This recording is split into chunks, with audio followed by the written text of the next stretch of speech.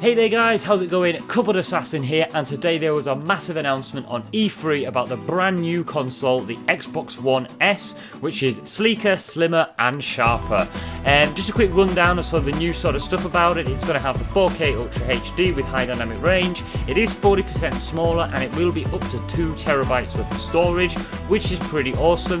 Now there was another announcement which is a bit weird, which sort of came at the end, which I'll tell you sort of at the end of this video, and I will be doing another video about that. I'm going to be doing lots of little videos. I'm going to pick sort of big announcement parts of the E3 conference and do a little video about it to explain to you guys, if you haven't seen it, what it's all about, and obviously to give my thoughts about what I thought of it.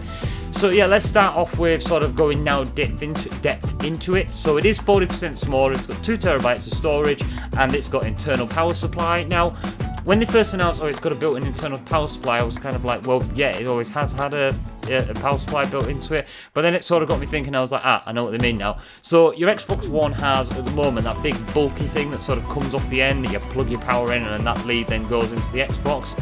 From what I can tell, that bulky thing is now going to be inside the Xbox. So all you'll have is a straight power cable just coming straight out of it, plugging straight into the wall. You won't have that big bulky thing, which is really nice and really cool. And you're going to be able to play, obviously, all the current games on Xbox One, as well as, obviously, your 360 Classics on just a lot smaller console. You're going to have that 2 terabytes of space. Now, it did say up to 2 terabytes, so I'm not sure if there's going to be different versions. So, like, one will come out with 1 terabyte, and then there'll be, like, another version of 2 terabytes.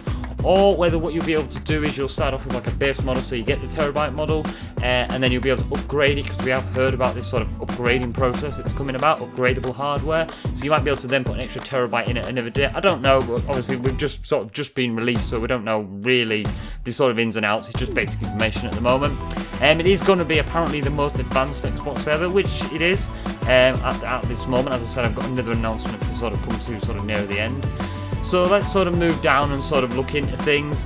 So apparently we're going to experience richer, more sort of colours within games, such as Gears of War 4 and Forza Horizon 3, which they announced as well at E3 today. And there's going to be a higher contrast ratio between your lights and your darks, and it's sort of a lot higher dynamic sort of colour range, which is going to bring out sort of true visual depths to your games, which is going to be absolutely awesome.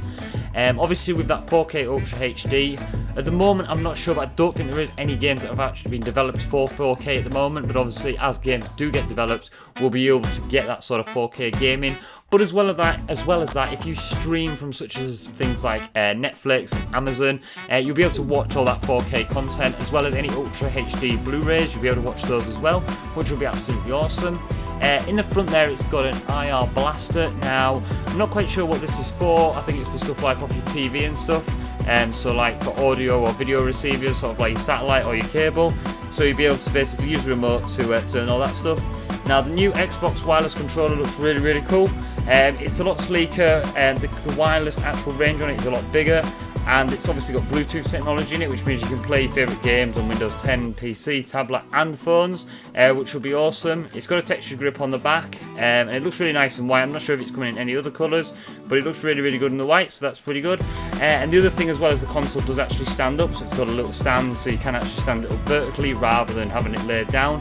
Now, the other thing as well, which I'm going to do another video at a later date, is they did announce another console that's going to come out next summer, which is actually going to be, by the sounds of it, the next generation Xbox. Now, they did say all the games that come out for the new one will be compatible on Xbox One, so I'm not sure if it's a new console or it's just a higher rate than this, but it was a bit weird that they released at the very beginning a new console and then advised that 6 months later there's going to be an even newer console. Anyway, that was just a quick rundown of the new Xbox One S. I hope you enjoyed the video. If you did, make sure to drop it a like. Any comments or any questions or whatever you guys actually think of the Xbox, the new one anyway, drop it down below. Thank you very much for watching, and make sure to check out our other E3 release videos. Thank you, bye.